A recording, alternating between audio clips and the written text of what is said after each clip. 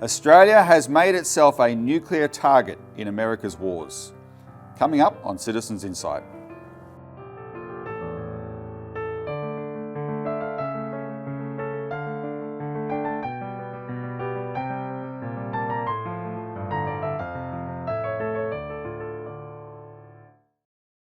Welcome to Citizens Insight, the Citizens Party's interview series on matters of national and international importance. I'm Robert Barwick, and I'm joined again today by former Ambassador John Lander. Welcome back, John. Thank you, Robbie. Yes, it's good to be back. And whenever we have such a heavy subject to discuss, you tend to be the person in that seat. Unfortunately, this has become quite a habit because it hasn't got any better since we've been discussing it. Well, that's very true. The situation worldwide has deteriorated remarkably.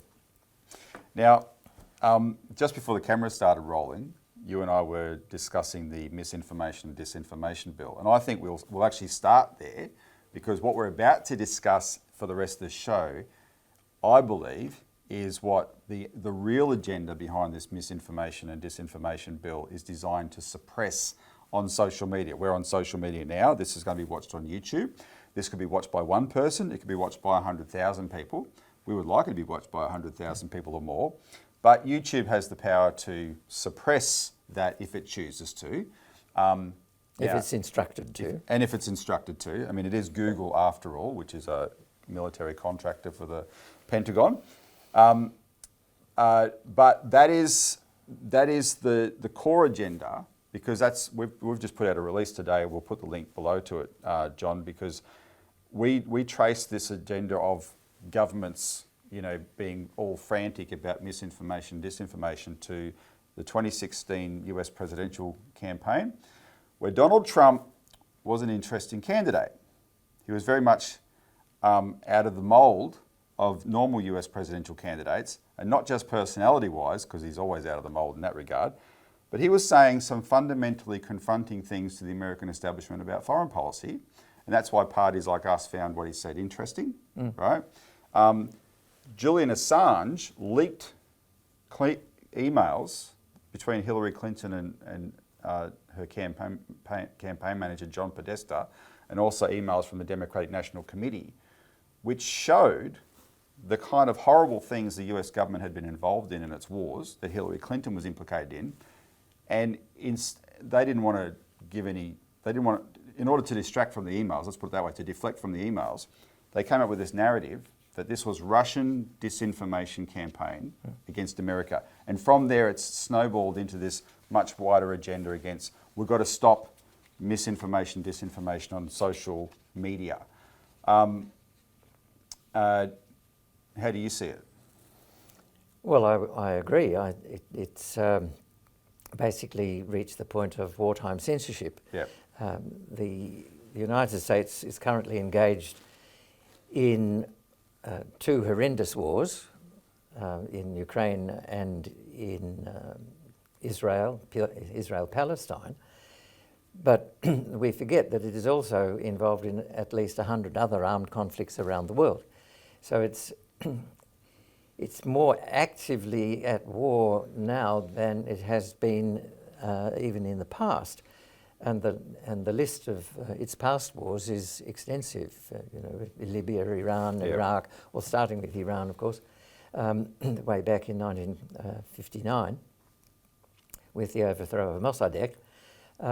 But we have Afghanistan, we have Vietnam, we have, you name it, there's a list as long as your arm. And the ones that implicated Hillary Clinton and the Obama administration that these emails showed were Iraq, Afghanistan, Libya and Syria. Yeah. So Australia is following in the US footsteps in its efforts to suppress information reaching the general population, and certainly to suppress the expression of any contrary opinion to that of the government. The bill before Parliament, I don't know what the latest iteration of it is, but it started out basically defining information as anything that the government says, and disinformation is anything that disagrees with that. And Well, hang on, before you go on, this is important, because quick update. It turns out the second version of the bill they're putting up now has removed the government from the list of excluded sources. In other words, the government could actually now be included as disinformation and misinformation. However, that's just the way the government, this is a little ploy by the government to try and, this was the first criticism against the bill. This is a ploy by the government because much more fundamentally than the government, the professional media are excluded as sources of misinformation, disinformation, and ultimately it's the mainstream media, the corporate mainstream media that is the main disseminator of these lies that governments want. yes, yes. Well, we've discussed that at length many times. But when citizens are denied any transparency, any real information about what their government, and in particular their military, are doing in their name, they cease to be citizens and become subjects. Yeah, good point. I would also argue, John, that thanks to Julian Assange mostly, and there's a whole movement now, but he's the trailblazer, there's so many people who are fully aware of the crimes our governments have committed, including Australia's governments, in these wars because of WikiLeaks. And that has fueled the anti-war movement in a big way.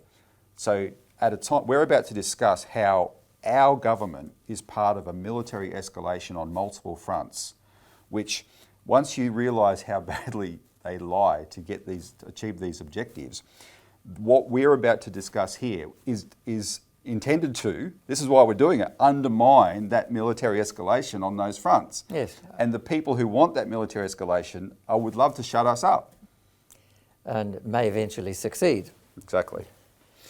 All right, so this is actually the 1st of October that we're having this discussion. So yesterday, the deadline for submissions to the misinformation and disinformation bill ended.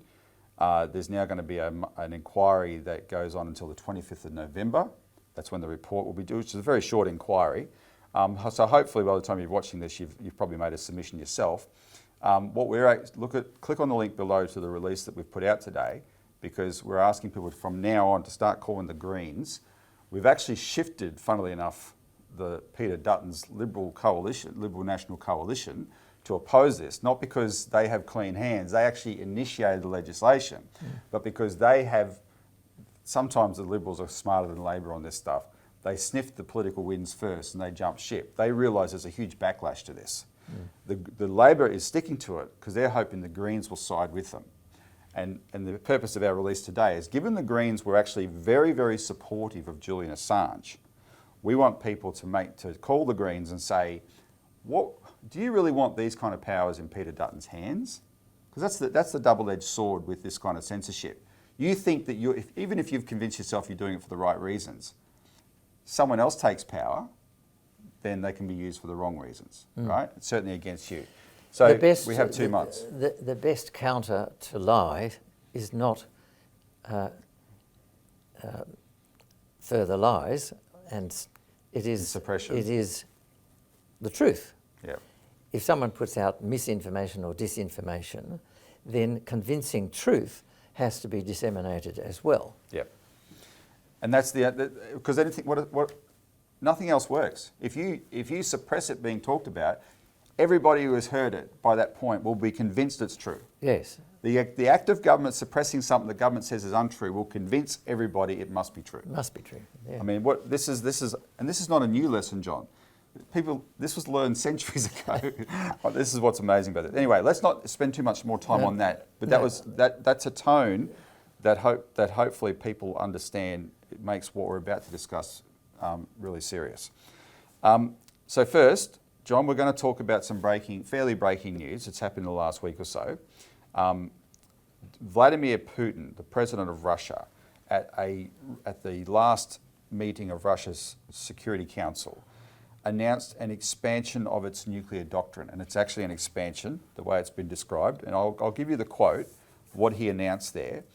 Quote, "Aggression against Russia by any non-nuclear state with the participation or support of a nuclear state will be treated as a joint attack on the Russian Federation. So what does this mean? You're an expert in this kind of language. And what does it mean for Australia? Well, there was a bit more that was said at his press conference announcing this alteration to Russia's nuclear doctrine, and in commentary by other representatives of Russia afterwards, making it fairly clear that if, for instance, Ukraine were to use long-range weapons supplied by the United States, even conventional weapons, that were capable of striking deep into the heartland of Russia, that would be considered as a joint strike by Ukraine and the United States.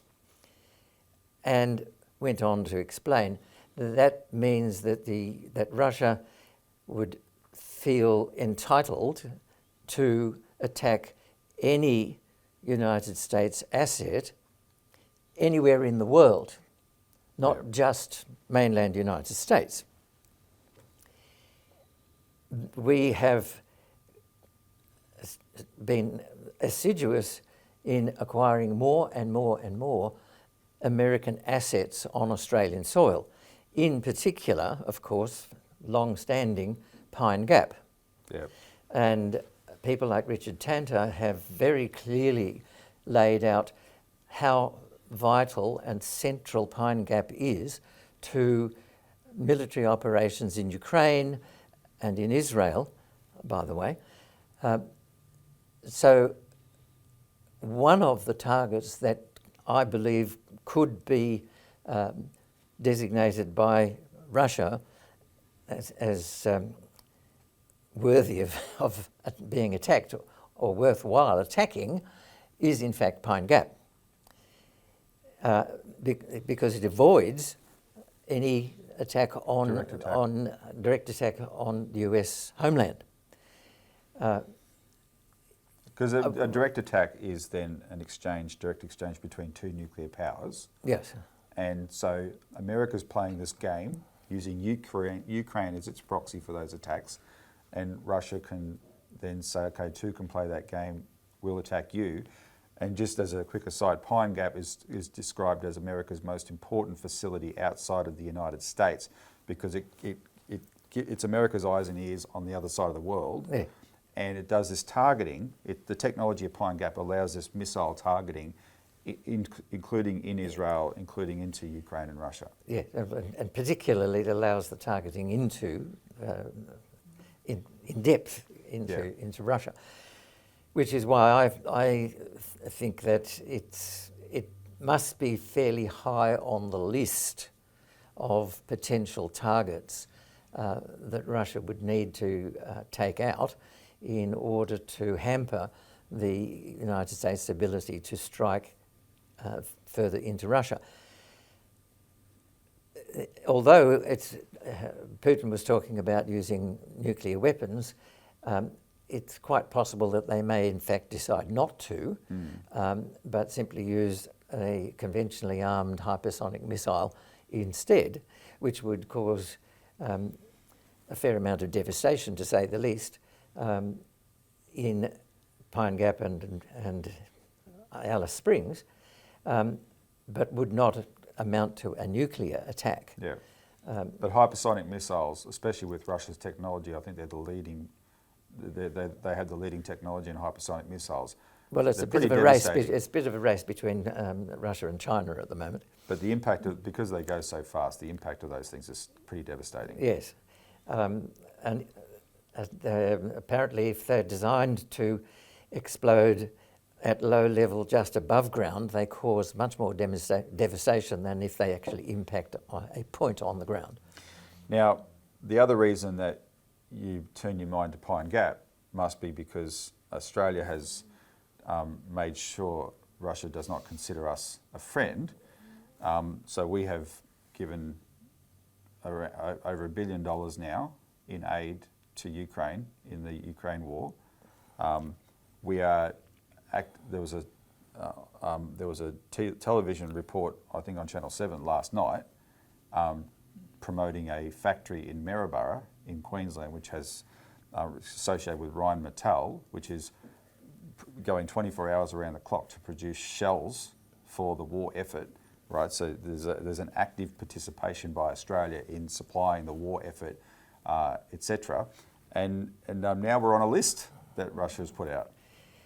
Yeah, quite a long list. How many countries altogether? 47 apparently. And both Australia and, interestingly, New Zealand are now designated as countries dangerous to Russia or destructive of Russia's interest. So that, again, highlights the extent to which we have made ourselves a target. I haven't the figures in front of me, but the Senate debate recently revealed the figures for how much aid we have supplied to Ukraine, and despite the fact that the government has always publicly tried to reassure the general public that Australia only provides non-lethal assistance to Ukraine, it is absolutely evident from what you've said in particular that Australia is arming Ukraine and the Ukrainian armed forces, what's left of them, to physically engage in fighting in that war, which I believe effectively makes Australia a co-belligerent, which of course automatically makes Australia a target for Russian attack anyway, even without this change in the nuclear doctrine.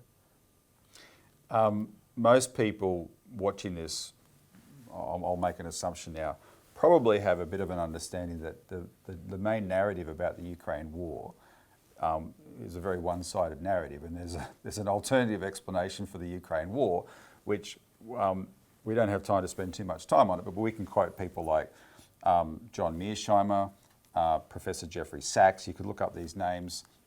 Even Paul Keating, the former Prime Minister of Australia, in 1997 went on the record warning that if the expansion of NATO continued, then, because that was the first round of expansion of NATO, then this would end in a conflict. And he said that back in 1997. And when Russia finally went into Ukraine in 2022, we were basically told world history started in February 2022. There was no build up to this. When wicked Russia invaded Ukraine. When wicked Russia invaded Ukraine. But of course there was a build up. But that's the part where the people in our government that have actually made us a target here would love to shut down our discussion so that people do not actually look at it and go, well, hang on, why are we doing this in the first place? Well, I'll say the following. Ukraine is being used as a proxy for the West to confront Russia and eventually dismember Russia, particularly on behalf of the United States. The Western Europe is acting at the behest of the United States and pushing forth the narrative that Russia is planning to expand its power all the way through to Paris. So it's the same old story about it. Yeah. But the people you quote, they're fair enough, but they're not in government. No. Congressional representatives such as Nancy Pelosi, the former Speaker of the House, Adam Schiff, I think his name was. Adam Schiff, yeah. Lindsey Graham, Senator Lindsey Graham, who's the minority leader in the Senate, is he, or the majority leader now? I've forgotten. It keeps changing. But such people as that have said things like Nancy Pelosi, when she visited Kiev, said, "Your war is our war, Yeah. and we will be in it for as long as it takes." Lindsey Graham has said this is the best deal America's ever had, where we just supply the weapons and the Ukrainians do the dying. And do the fighting and the dying. And I think it was Adam Schiff who said it's a great deal because they fight Russia over there, so we don't have to fight Russia over here. So there have been many, many statements by people within the political elite in the United States I call them the Washington warmongers, who have been quite explicit that Ukraine is a proxy for the United States and the general Western grouping to, as was stated at a press conference at the White House before Russia invaded, that the United States, in concert with its Western allies or partners, will weaken Russia to the point where it can have no influence on the international stage. That was before Russia actually mounted its special military operation into eastern Ukraine with the specific purpose of protecting the ethnic Russians that live in eastern Ukraine from attacks from their own government and army, the Ukrainian army had been bombarding eastern Ukraine for 8 years and killing over 10,000 people before Russia finally felt obliged to intervene, and they did so on a low level. Yeah.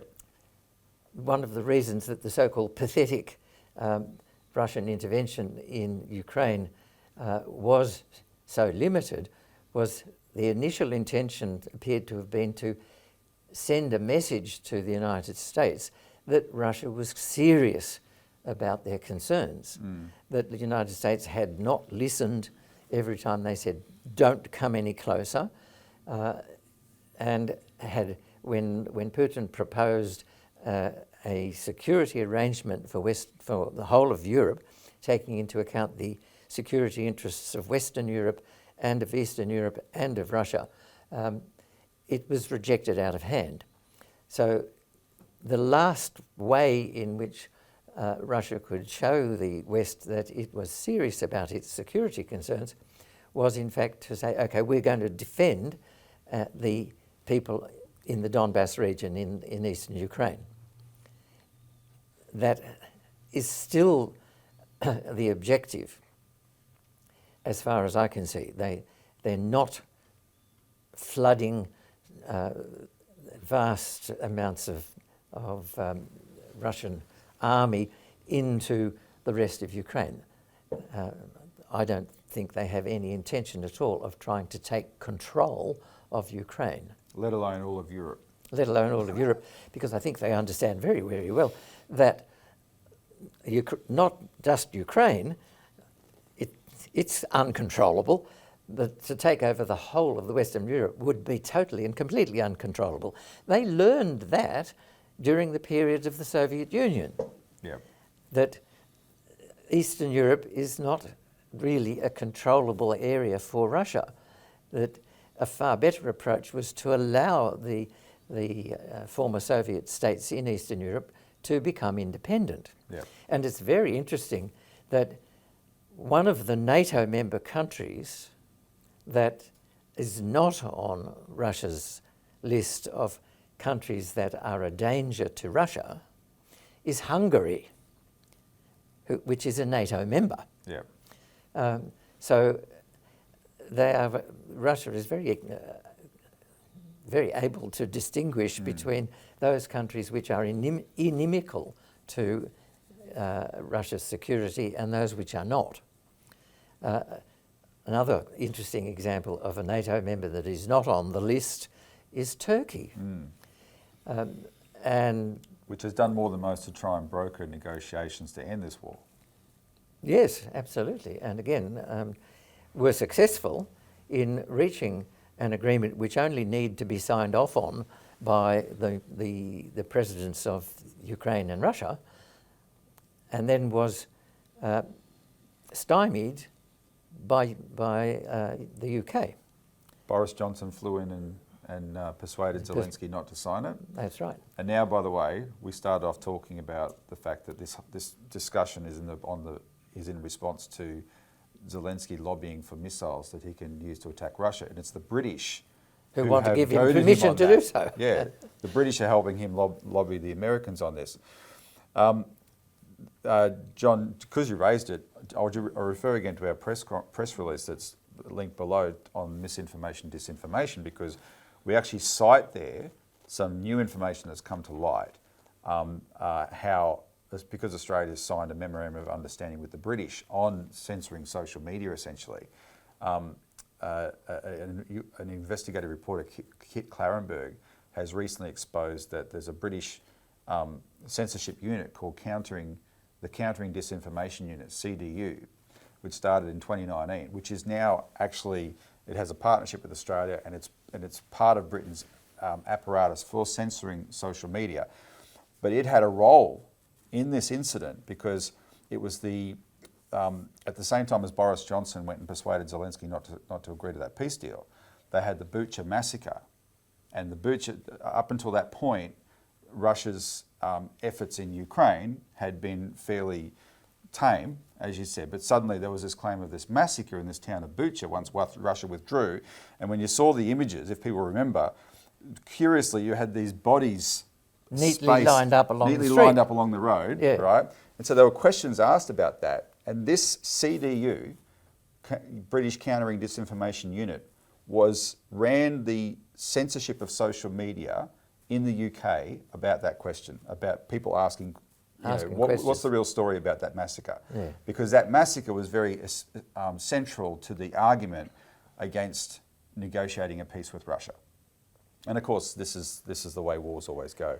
Well, of course, the one piece of information that did come out about that, again, I can't remember the name of the Ukrainian government representative who said it, but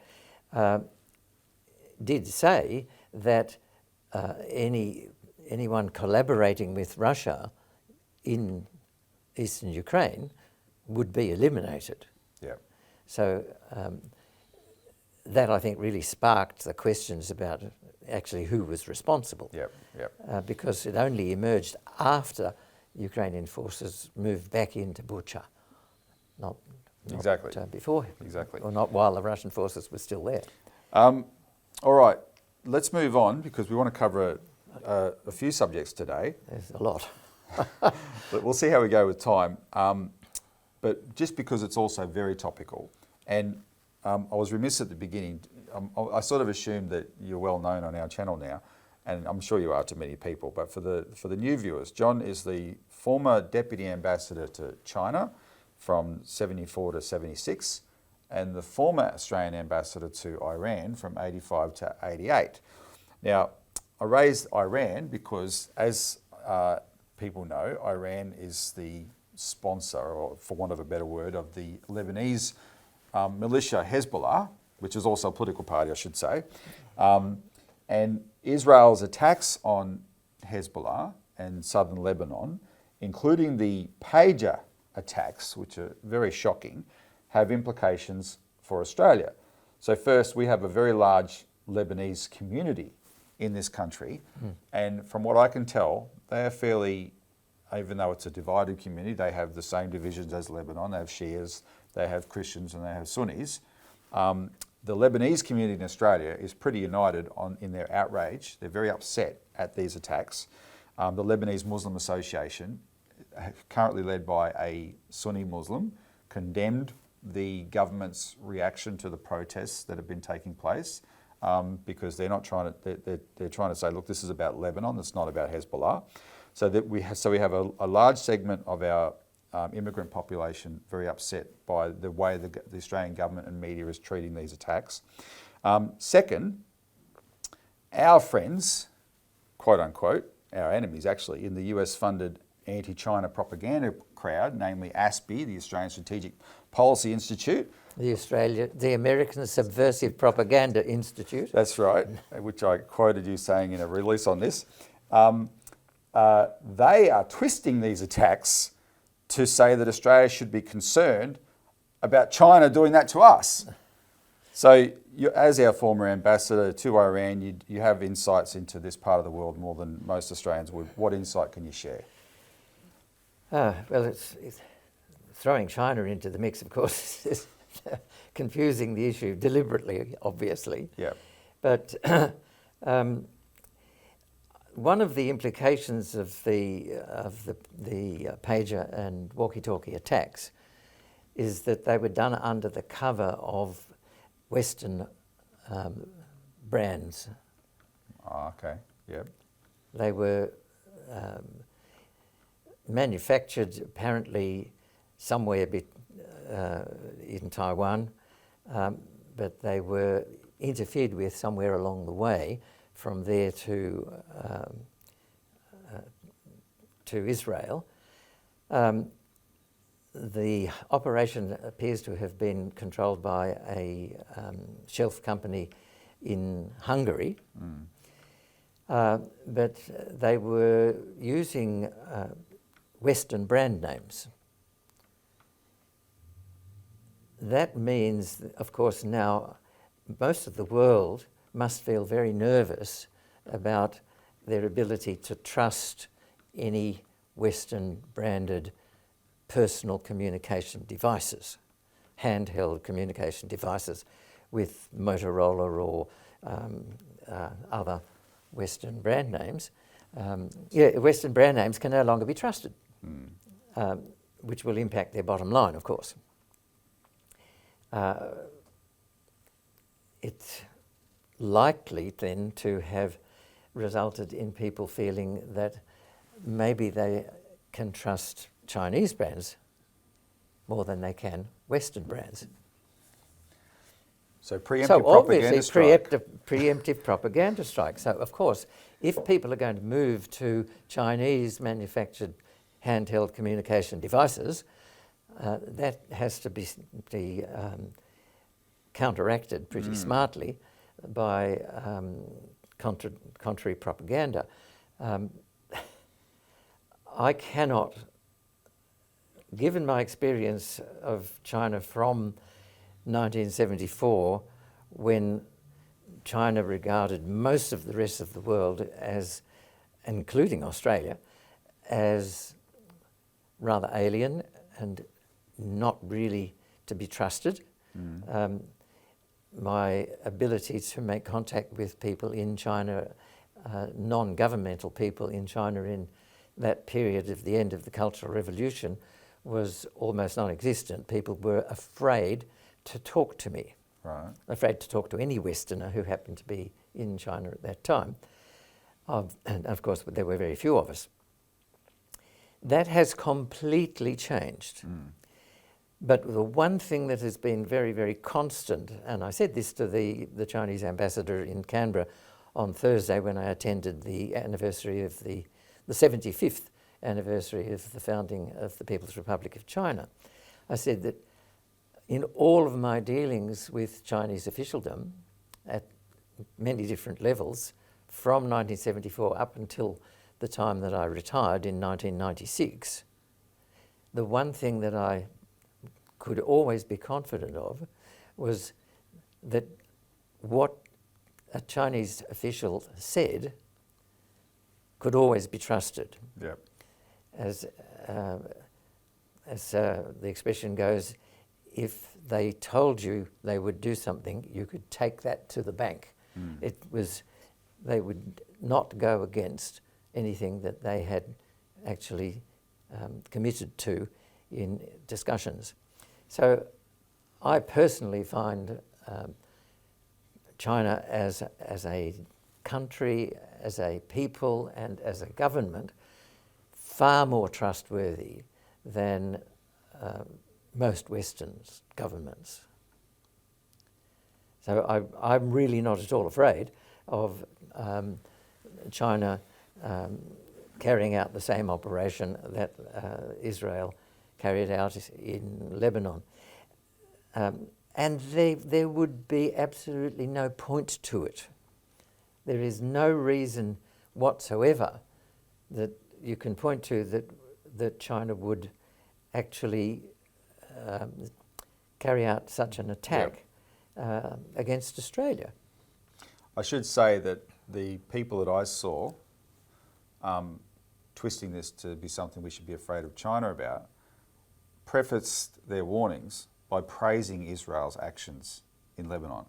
They praised Israel for this attack, which was horrendous, and utterly immoral. State terrorism. It was an act of terrorism. It was in breach of I don't know how many different international laws on the conduct of war. it was, apart from anything else, it was effectively an invasion of the territory of another sovereign state. But of course that doesn't matter to Israel. They're currently planning a ground invasion of Israel as we speak, of Lebanon as we speak. So invading another country's territory is par for the course.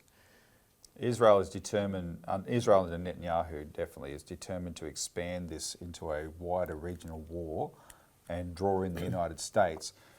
You and I had a discussion like this soon after the conflict started, because it's the 1st of October, so we're coming up to the 7th of October anniversary. Yes, it's almost a year. Of the conflict starting. You actually had some things to say in our last conversation about this, about the escalation potential from this conflict, and even that if things aren't stopped, you know, and it does escalate out of control, even China could be brought in for its own reasons. Do you still see that danger? Yes, of course, that danger always exists. As far as I can see at the moment, the United States, basically the Washington warmongers, want Israel to expand. They are doing everything they can to assist Israel in that process. They want the Golan Heights, for instance, in Syria to become incorporated into the State of Israel. They want that what was previously a buffer zone in Lebanon to become integrated into Israel.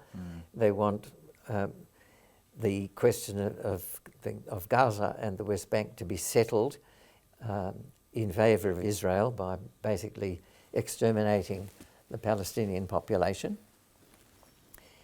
Because the larger and stronger Israel is, the more the United States sees itself as able to exercise its influence, its dominance in the Middle East. Yeah. The Iranian reaction to the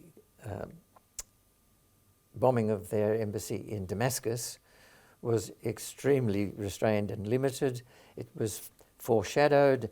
The Iranians made absolutely sure that Israel and its supporters, America, UK, France in particular, were able to counter what they did, which was extremely targeted. There's been virtually no reaction from Iran at all to the killing of the Hezbollah leader in Iran itself. Hamas leader. Hamas leader. Hanaya. The Hamas leader in Tehran. Yeah. And Israel has now boasted that it has eliminated the entire top leadership of Hamas's military wing. And I think we really should understand that Hezbollah's military wing. Hezbollah is, as you said, a political party. It sits in the Lebanon parliament. Yeah. It has a military wing which proved to be essential to the defence of Lebanon in the 2006 war. Yeah. So Iran is still acting in a very restrained manner, principally because I think that Iran still fears the potential of a United States direct involvement. And people like Lindsey Graham, of course, have said the United States must take out Iran and destroy their oil facilities to knock them out of the game. China has a vital interest in Iran's oil facilities, which can be seen by the fact that China has upgraded its relations with Iran to a comprehensive strategic partnership, and has acceded to Iran joining the BRICS, and of course has positioned the military vessels just outside the Straits of Hormuz in the case of any disruption to Iranian oil supplies. So Chinese ships just outside the Straits of Hormuz. yes, And that's something that I've been able to confirm. So there is a task force, Chinese task force, positioned in international waters just outside the Straits of Hormuz. And if Iran were to be attacked by the United States, it would seem to me that the Chinese would have very little option but to be engaged. I don't see that they would be able to get out of the way, apart from anything else, quickly enough. So the other thing which is pretty clear at the moment is the United States is still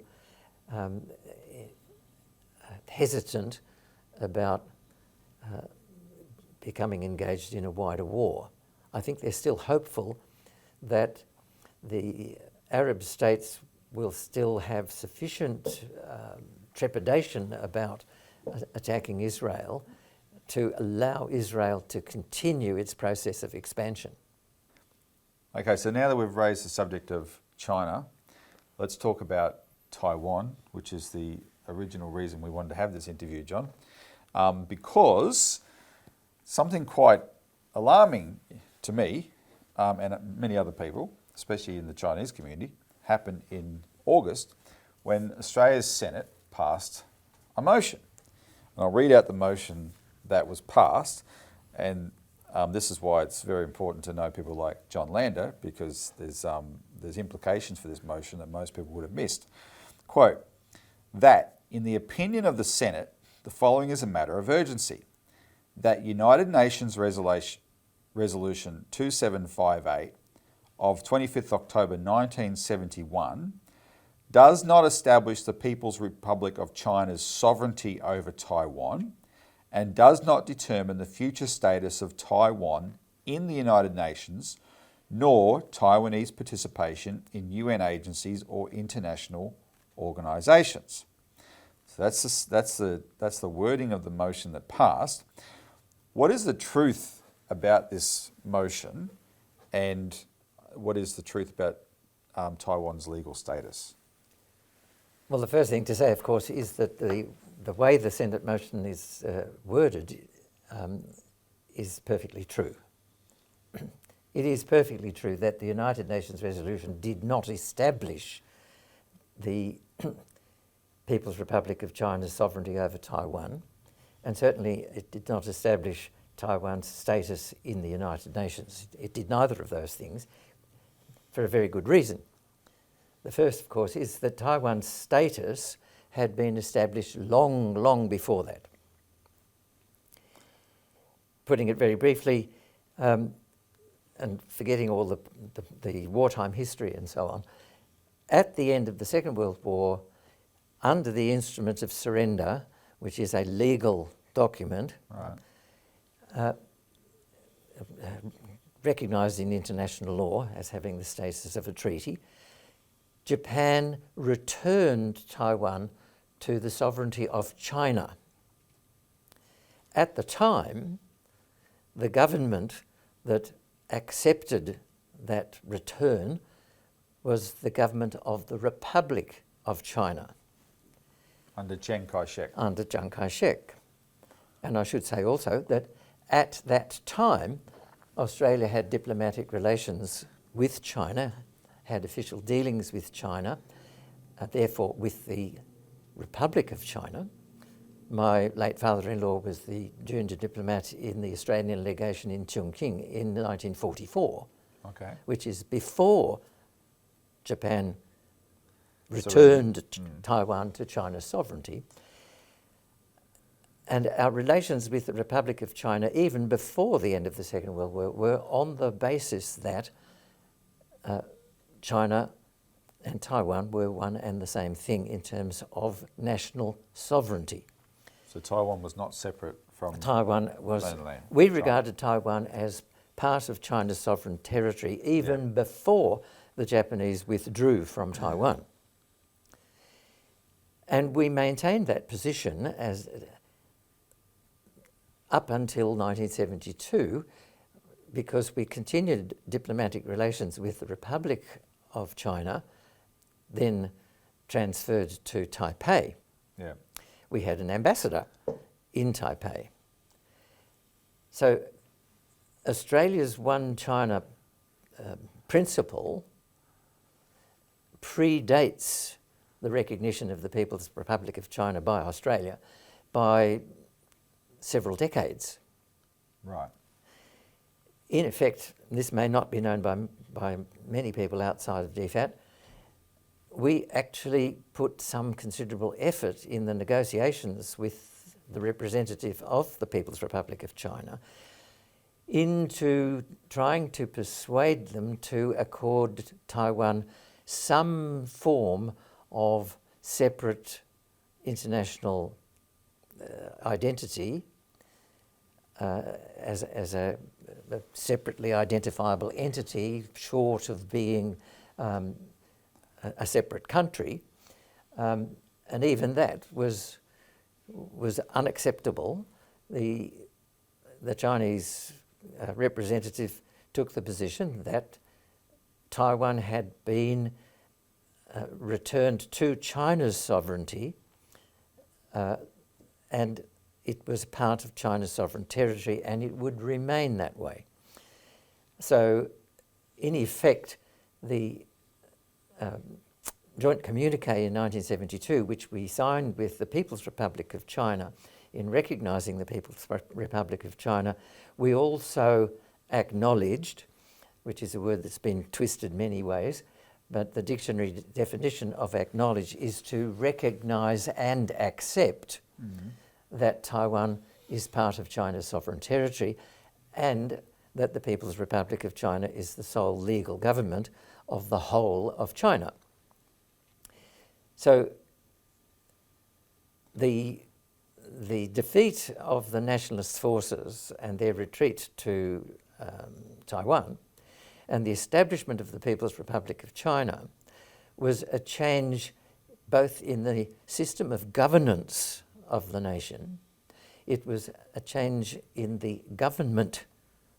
There's a distinction between those two of the nation, but there was no change to the sovereign national territory. A change of government does not result in a change of territorial delimitation.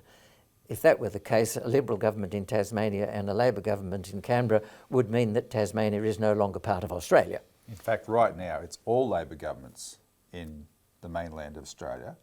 It's only one Liberal government is in Tasmania. And so now's the time for Tasmania to see if it was ever going to do it. To declare independence, that's right. Most people don't draw that distinction, the difference between the sovereign territory of a nation, China, and the system of governance of that nation, which in China's case has a central government which is identified as the People's Republic of China, currently led and controlled by the Communist Party of China, and the province of Taiwan, which is internally governed by what the Republic of China has evolved into. Yeah. But the so-called constitution of the province of Taiwan is still calls itself the Republic of China. And it's important to understand that both China and Taiwan, those two governments, have committed to the idea that Taiwan is part of China and that the question of who governs what is to be worked out between them. China has committed to the long-term process of gradual reintegration of the people of Taiwan with the people of the mainland, the cross-straits reintegration. Yep. Again, I think most people don't know that the government of the People's Republic of China has a Taiwan Affairs Office. So the they government in the administration in Taiwan has a Mainland Affairs Council. So they talk to each other. And they negotiate with each other all the time. All of the myriad arrangements which have been put into place to enable cross-strait transactions, movements and activity. Taiwan is China's largest destination for overseas or outside investment. In other words, the People's Republic of China is the largest economic supporter of Taiwan. Yeah. The mainland of China is the principal destination for investment from Taiwan. And an example of that, which brings it home to most people, is that most people would assume your Apple iPhone is manufactured in China, and it is, but it's manufactured in mainland China by a Taiwanese company, Foxconn. Yes. So it's one of the biggest manufacturing outfits in the world, but And it's of course- Taiwanese in China. And of course, a lot of the workers travel back and forth across the strait all the Yeah. time. And there are family visits across the strait. There are many tens of thousands of Taiwanese students in mainland universities. And Tsinghua University, for instance, in Beijing, is now one of the top 5 universities in the world. So the process of the gradual reintegration of Taiwan into the life of the nation, as China puts it, will continue unless disrupted by separatist forces, in which case, and only in that case, does China reserve the right to use force. Well, so that brings me to this question, because in what I read out, the UN resolution from 25th of October 1971 merely states that the government of the People's Republic of China is the sole representative of China at the United Nations. Of China. Of China, of all of China at the United Nations. And it actually doesn't even say Taiwan, it says the representatives of Chiang Kai-shek shall be, have no place here anymore. And why did it say that? Well, Because to have, in such a resolution, to have identified the Republic of China or Taiwan would have afforded some separate identification and a separate status yeah. for Taiwan. At that moment, as soon as such a resolution were passed, from then on it could be argued that Taiwan had a separate status from China.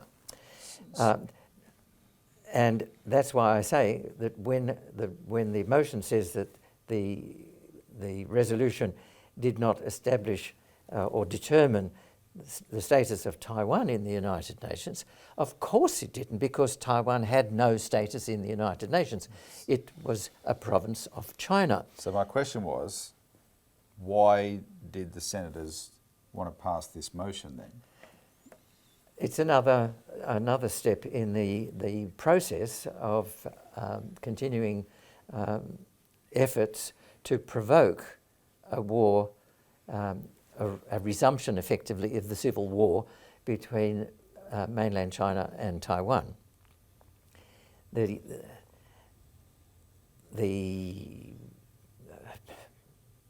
determining factor behind United States policy towards China, on the surface, they say they respect the One China principle, and that they also say that the United States has no intention of going to war against China. And that was repeated by Jake Sullivan just a few weeks ago when he visited Beijing. That is true, but the United States has never said that they will stop interfering in what's going on in Taiwan, that they will stop encouraging Taiwan to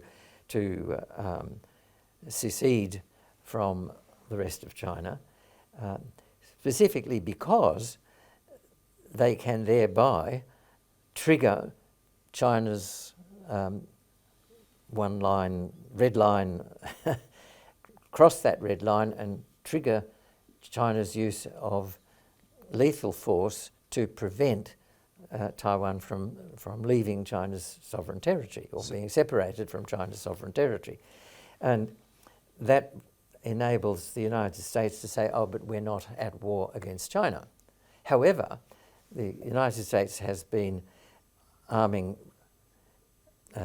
Japan, South Korea, Taiwan itself, of course, the Philippines and Australia, building up a network of military partnerships all the way down the first island chain, as it's called, to confront and contain China.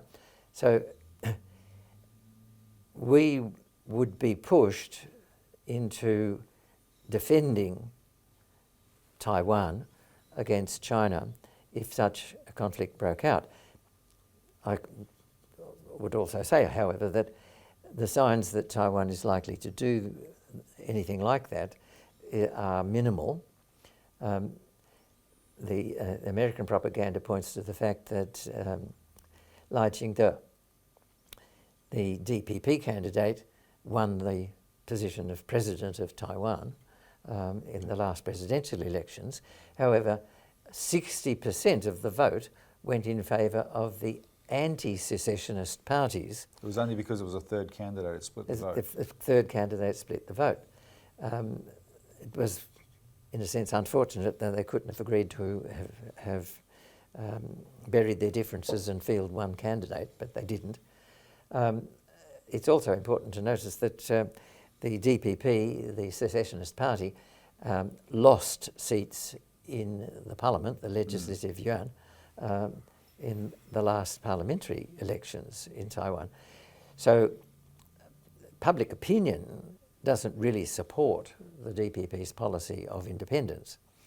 And for very good reason, because they know what would happen if they went the other way. Well, John, they know that it would reignite the Civil War if they went the other way. They also know, if they're paying attention, that leading American political figures such as our friend Elbridge Colby, who's going to be on Trump's National Security Council if Trump gets re-elected again. How awful. Elbridge Colby has openly said and quoted other Americans saying that if Taiwan falls in Chinese hands under any circumstances, including peaceful reunification, America will bomb Taiwan's semiconductor factories to stop that capability falling into Chinese hands, because that's just America playing geopolitics. It thinks it has the right to kill 2,000 people who ever work in those factories, so that they can stop China gaining that capability. Yeah. And that has taught Taiwanese people, well, they're not really your friends then, if they're prepared to countenance that. We don't understand that. That the United States has no permanent friends, has no permanent enemies, it only has permanent interests. That has been made loud and clear time and time again as well.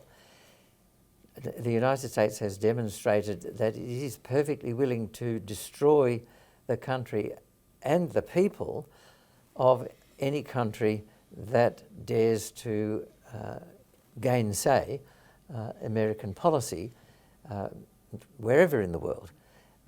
Iraq, for instance, was at one point an ally of the United States. Sure. Donald Rumsfeld and Saddam Hussein were best mates. But at that time, Iraq was fighting Iran. I was in Tehran when Iraq conducted bombing raids over Tehran on a monthly basis. That changed, of course, as we know, and when Saddam Hussein made it clear he was not going to follow United States policy with regard to oil in the Middle East, he became enemy number one. The United States has complete disregard for human life wherever it is, if it suits the United States' interest. And the same is true of Australia. Well, can I ask this leading question while you're on a roll? Because I'll point out again, for some reason, it was Australian senators who decided to pass this motion. When we put out a report on this, we pointed out that those senators who actually moved the motion in the Senate were part of an organisation founded in the UK called the Interparliamentary Alliance on China. Yeah. They had just travelled to Taiwan at the expense of the Taiwanese government to have a meeting there where they agreed in Taiwan to go back to their respective countries and pass these motions, right? So this is, we asked, why isn't this seen as an act of foreign interference in Australia by Taiwan, actually paying Australian senators to pass a motion for them in our Senate? And when I say Taiwan, just hasten to add, the current pro-independence president, who doesn't speak for the whole country anymore, as you've just pointed out. But this is part of a general. It's not a country. Point taken, and that's not. This is not being pedantic. Genuinely, point taken. It is not a country. It is a province of a country, and it defines itself that way as well. Right? That's quite important. So That's thanks important. for picking me up there. But this is part of a general pattern that Australia is part of, more broadly, that of just participating in all this US-directed anti-China stuff. And now, John, we've got the situation where there's a massive military build-up in Australia in anticipation for something that might happen because of Taiwan. And to just mention the three main things that I think people need to be aware of if they're not, aside from Pine Gap, of course, we are now hosting nuclear weapons-equipped US military craft. We've got nuclear subs in Perth, based in Perth, nuclear-armed B-52 bombers in Darwin, and nuclear-armed B-2 bombers, the stealth bombers, in Brisbane. And then recently, the government's language has changed from saying our forces are becoming interoperable with the United States to saying that they are becoming interchangeable with the United States. And this all means something that I know you have opinions on. So what's the danger we've exposed ourselves to here? Well, the first quick comment is, of course, that the Albanese government says that the aircraft and subs visiting Australia are nuclear weapons capable, not necessarily nuclear armed. However, the government's policy of don't ask, don't tell means that we have no way of knowing whether they are carrying nuclear weapons or not, which means that any other country in our region which may feel threatened by that has to assume that they are, in fact, nuclear armed and react accordingly. So the danger is the same whether we can tell ourselves they're nuclear armed or not. Exactly. Now, just to clarify for people in case they're wondering why the government's playing this game, we're actually, if they're nuclear armed, it's actually in breach of our law because we have a treaty with the Pacific to be a nuclear-free region. Yes, of course. A nuclear weapons-free region. Yeah. We are not, under that treaty, we are not allowed to host nuclear weapons. We are not allowed to permit the passage of nuclear weapons through our territory. But because we don't ask and we don't tell, we can say that we are not wittingly breaching the provisions of that treaty. But it is such a tissue paper thin obfuscation of reality that you can see right through it. Well, given the reputation of American police, John, if we're the equivalent of a crazy drunk waving a gun around, we know what the American police would do confronted by anyone waving a gun around, whether they're not going to stop to ask if it's loaded. There have been incidents here in Melbourne where exactly the same thing has happened. Exactly. A young man suffering from mental illness in a shopping mall here in Melbourne was shot dead by Melbourne police. Exactly. Because he was waving a knife around. So it's the same thing. Our neighbours and our adversaries, who we shouldn't be our adversaries, but that's the way they're being depicted, have to assume the worst when it comes to these. Well, the depiction is that our neighbours are not our adversaries, that we're actually great friends with the countries of ASEAN, for instance, Indonesia, Malaysia, Thailand, etc., who are also very close friends of China. We're saying that China is our adversary.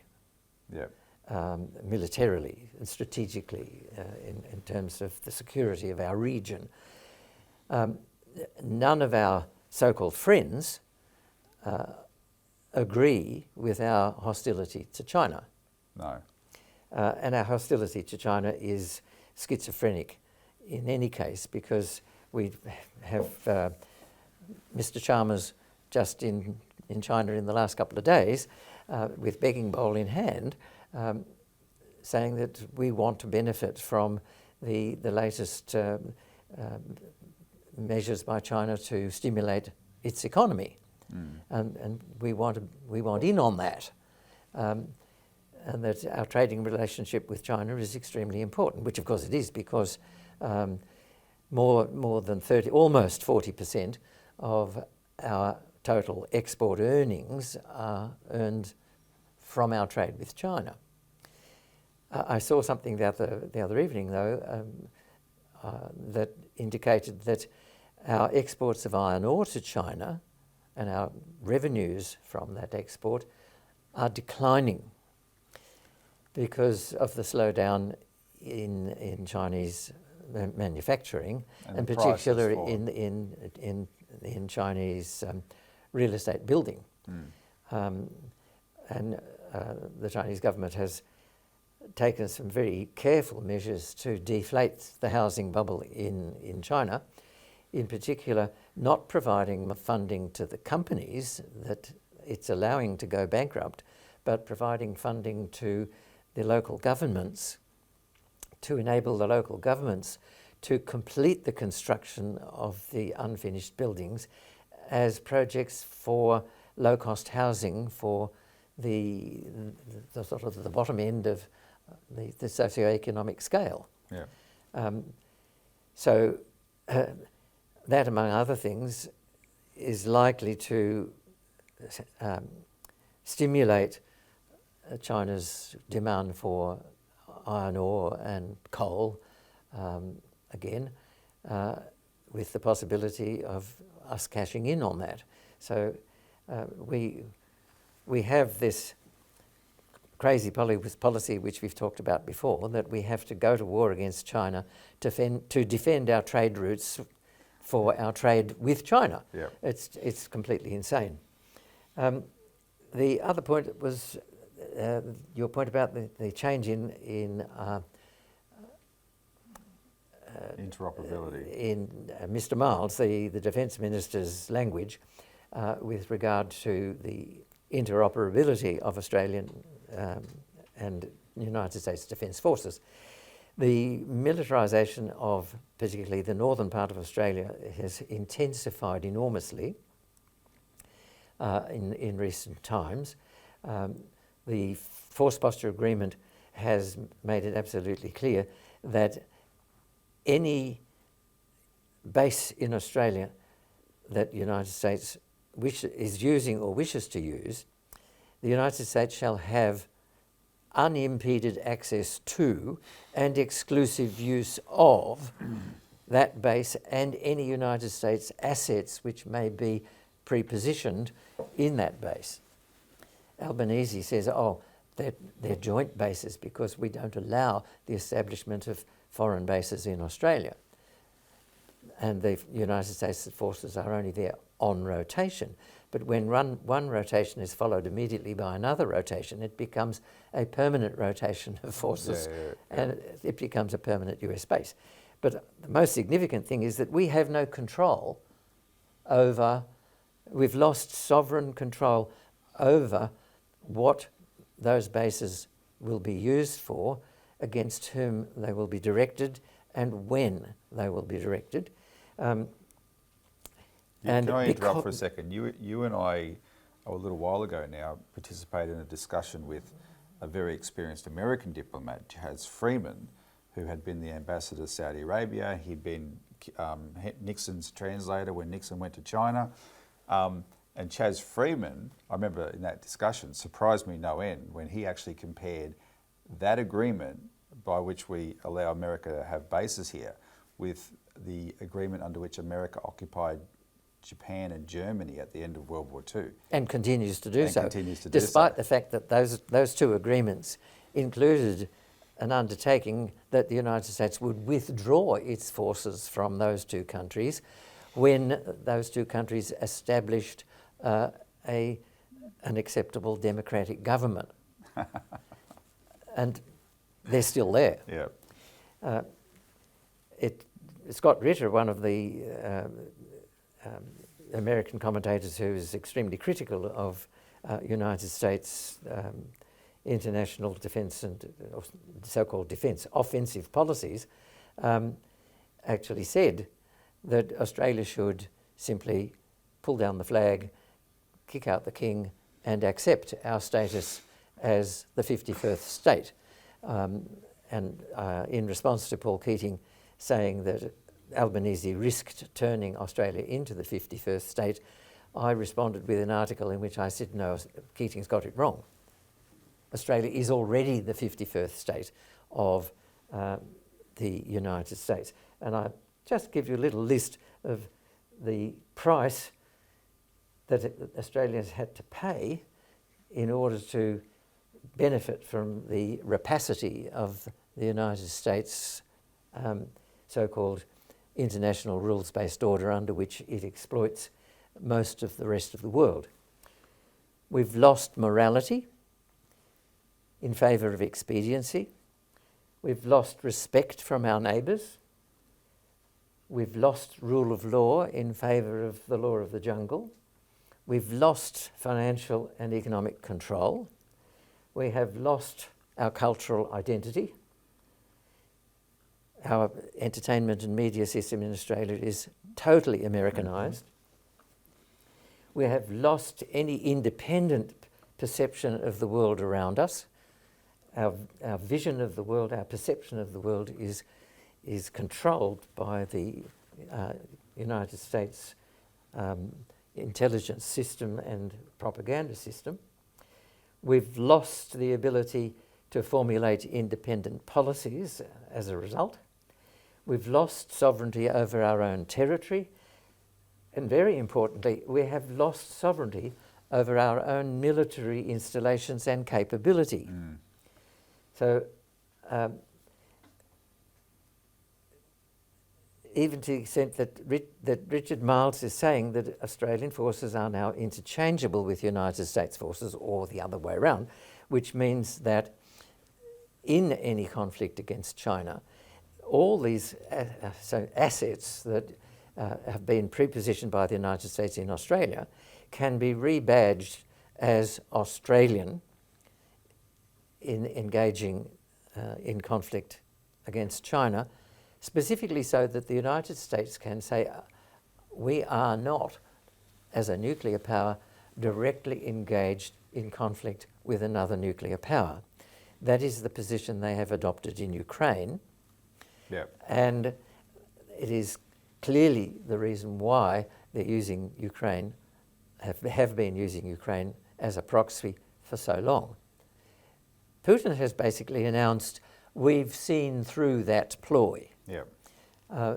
That we now understand that the United States is in fact in a war against Russia, and Russia must respond accordingly. I think the same would be true, of course, if we were foolish enough to allow ourselves to be pushed into war against China. Would that extend to even American personnel fighting under the Australian flag? Why not? We have Australian personnel already fighting under the Australian flag. We have Australian personnel already fighting under the US flag, of course. Yeah. But I don't see Australia being able to operate by itself. Yeah. The Australian Air Force being able to operate completely independently, I would say a B-52 bomber. Yeah. But it could be under the command of an Australian, Yeah. with United States technical and expertise and personnel actually being part of the crew. That is, of course, what is happening in Ukraine. That there are United States advisors actually on the ground in Ukraine, and of course there are United States surveillance and targeting capabilities are being used by the Ukrainian forces.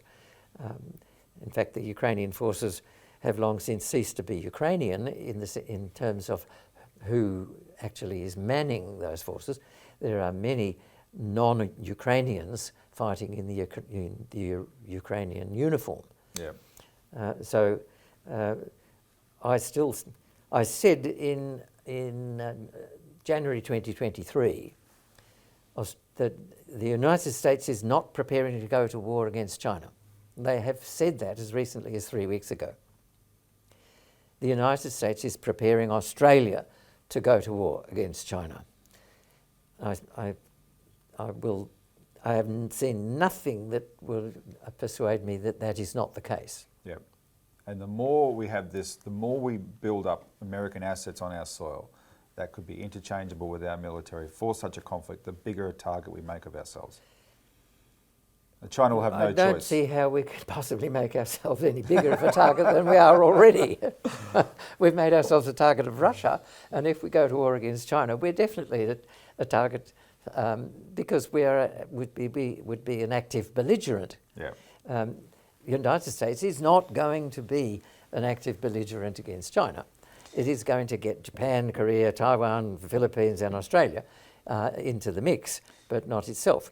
And the reason that I believe that we see so much effort being put in by the United States in the Philippines at the moment, in terms of militarising the Philippines, expanding their bases in the Philippines, and in particular in pushing the Philippines into low-level confrontational conflicts with Chinese forces in the South China Sea over the question of the disputed islands, is in order to trigger an outbreak of war between the Philippines and China, under which circumstances Australia would be obligated to join in on behalf of the Philippines.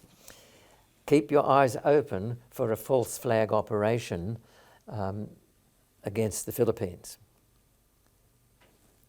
It's also interesting to note that Vietnam, which also has bases in the South China Sea, is working day and night to expand, extend and strengthen its bases in the South China Sea. Yeah.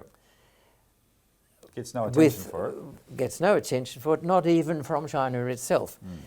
China and Vietnam have an understanding about the islands in the South China Sea and have quite explicitly agreed to disagree on that particular topic and to pursue the strengthening of their bilateral relationship.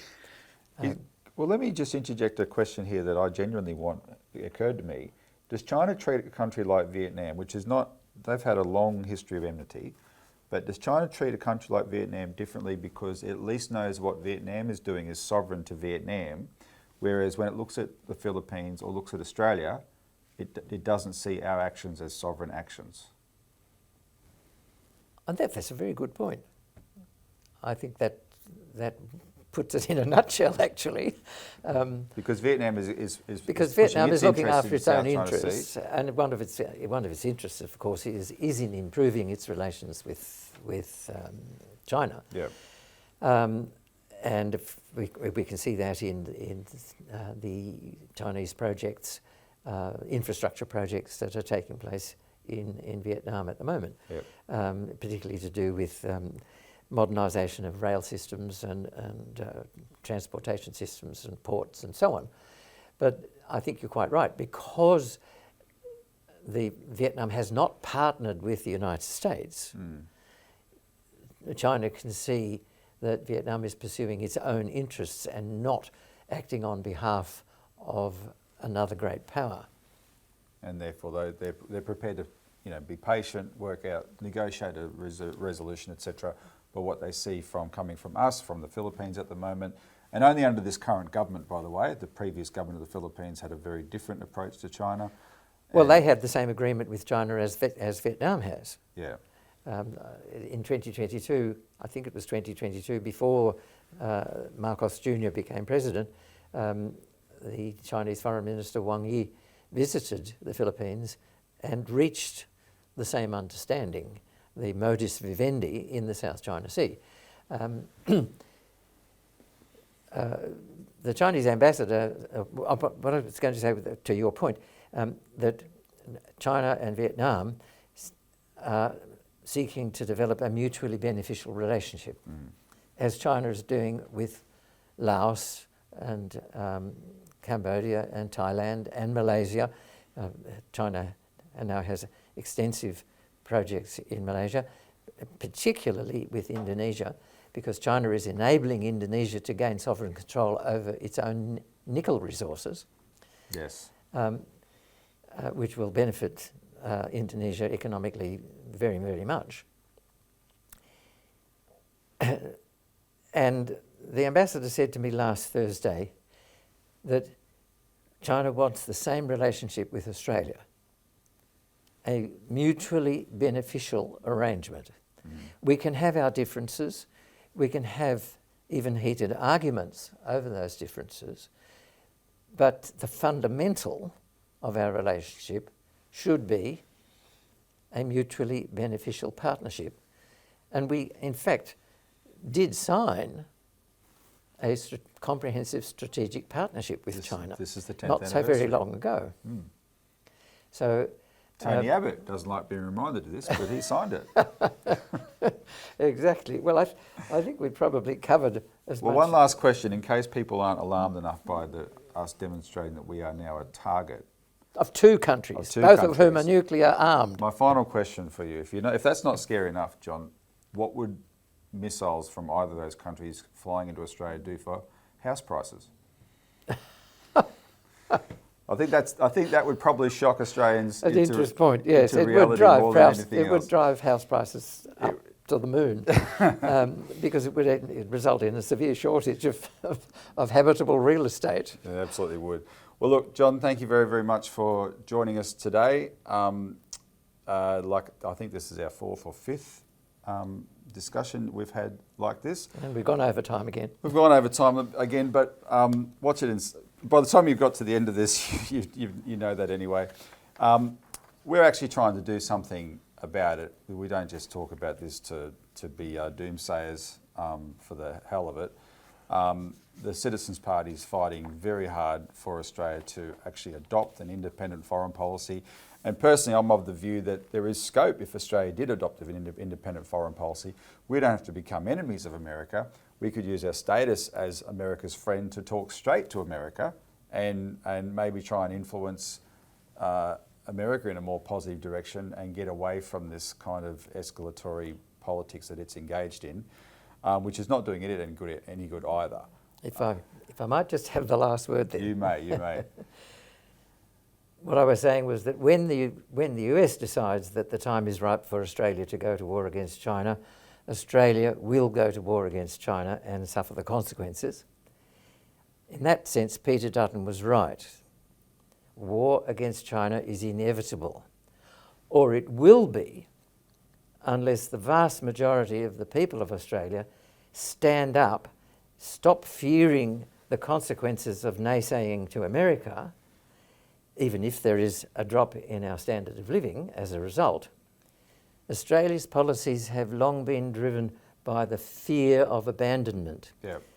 It's time we had abandonment of fear. Hear, hear. On that note, thanks for watching Citizens Insight today. Click the links below and stay tuned for future episodes of Citizens Insight. Thanks, John. Thank you.